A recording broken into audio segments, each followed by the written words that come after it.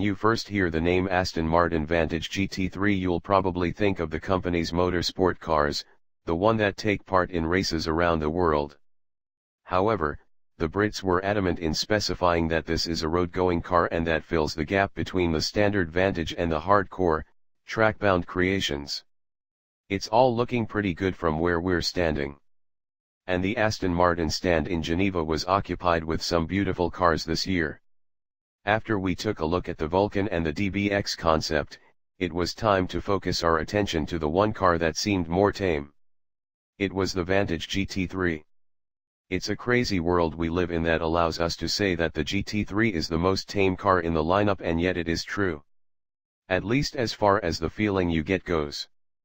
The DBX makes your heart race with questions and adrenaline, just by looking at it, while the Vulcan, well, there's nothing left to say here but that we saw bars that were shorter than that car's wing.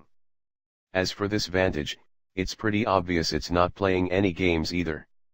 The 6-liter V12 engine under the bonnet makes up to 600 HP, while the weight was taken down by 100 kilograms, 221 lbs, compared to the road-going car. That's definitely not all though. The car was heavily reworked and restyled, to offer more of everything. It sits lower and has a wider body than any of its Vantage brothers, and has a wider track as well, which should translate in better handling. To shed all that weight, carbon fiber was extensively used, and you can see it too, both in and out. On the outside you get a new wing that you simply can't miss out on, while the front splitter attached to the bumper is also made of the light material.